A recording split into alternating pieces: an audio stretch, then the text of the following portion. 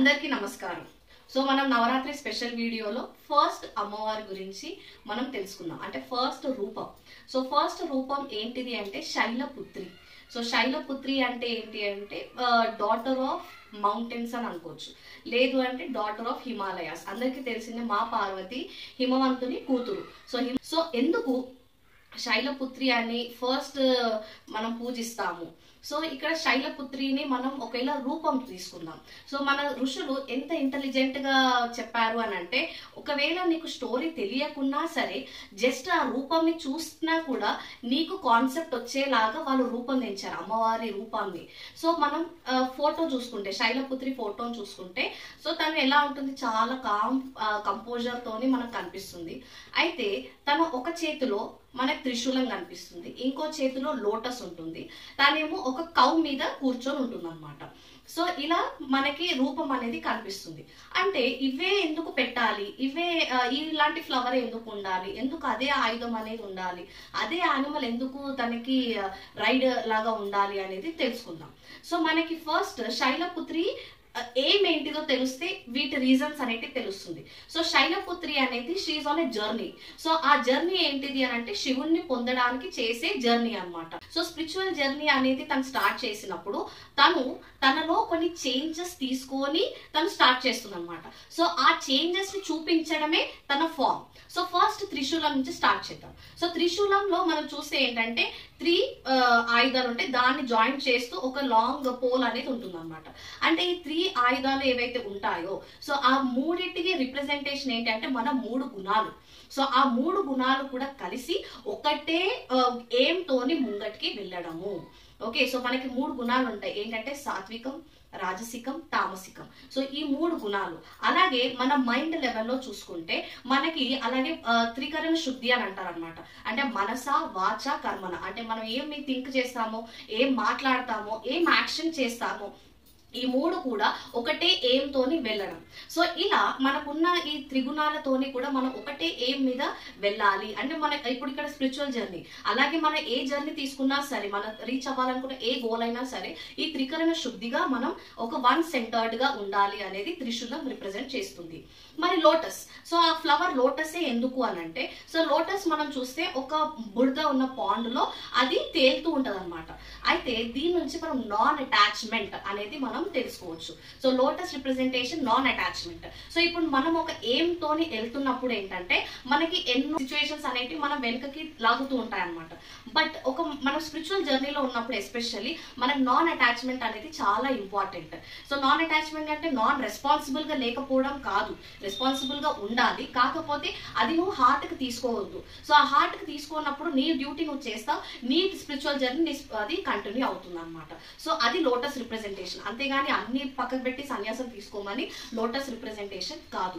So you should do your own duty and follow your spiritual journey. Okay, సరే, ఇది lotus the representation. అయితే తన కిరీటం మీద క్రీసెంట్ మూన్ అనేది ఉంటది అనమాట. సో క్రీసెంట్ మూన్ నే ఎందుకు, ఫుల్ మూన్ ఎందుకు కాదు, హాఫ్ మూన్ ఎందుకు కాదు అని అంటే, మనకి Crescent moon representation first of all ఆ 28 days of cycle of the moon లో మనకు 2 times క్రీసెంట్ మూన్ కనిపిస్తాడు. ఒకటి మనకి అమావాస్యకి దగ్గరకు వచ్చినప్పుడు, లేదంటే అమావాస్య వెళ్ళినాక స్టార్టింగ్ లో కనిపిస్తుంది అనమాట. అలాగే ఇక్కడ ఈ క్రీసెంట్ మూన్ కి కూడా 2 మీనింగ్స్ అనేవి ఉన్నాయన్నమాట. So first of all moon అలాగే ఎందుకు రిప్రజెంట్ చేశారు అని అంటే, moon is a reflection shown on our body. అంటే తన రిఫ్లెక్షన్ ఎప్పుడైతే బాడీ మీద పడుతుందో అప్పుడు తన తగ్గట్టుగా మన బాడీలో చేంజెస్ అనేటివి జరుగుతుంటాయి అనమాట. సో ఇప్పుడు ఆ క్రీసెంట్ మూన్ అనేటిది ఏంటిది అని అంటే, first meaning to decrease.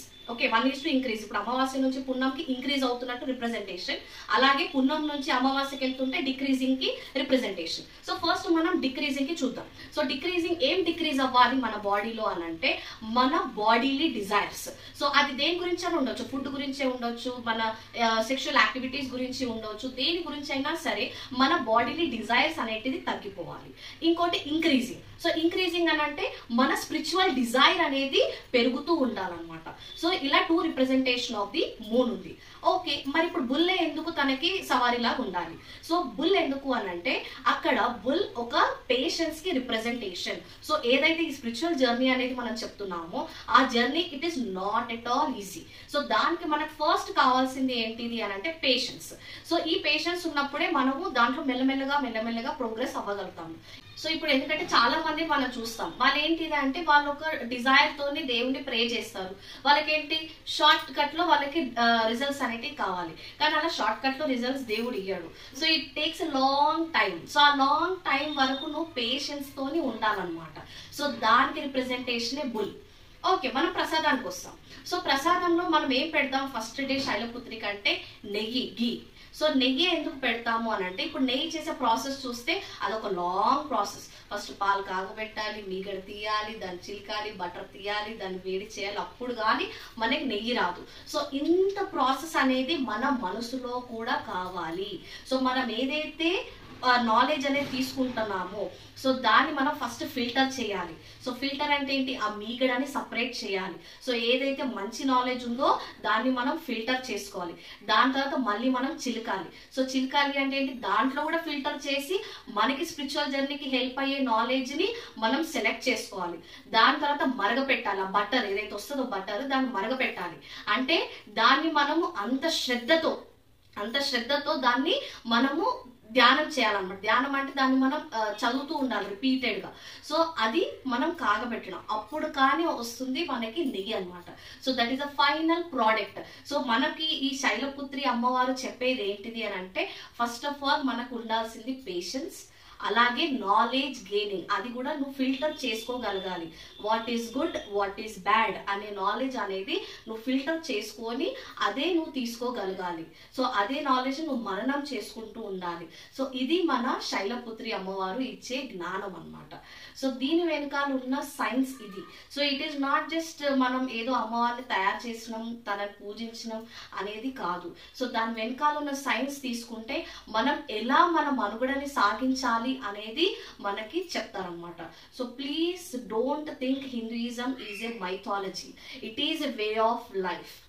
It is a way of life. So ఈ శైలపుత్రి అమ్మవారు కూడా మనకు చెప్పేది అదే, ఏంటంటే మనం ఎలా నాలెడ్జ్ అనేది గెయిన్ చేసుకోవాలి అనేది మనకి చెప్తుంది.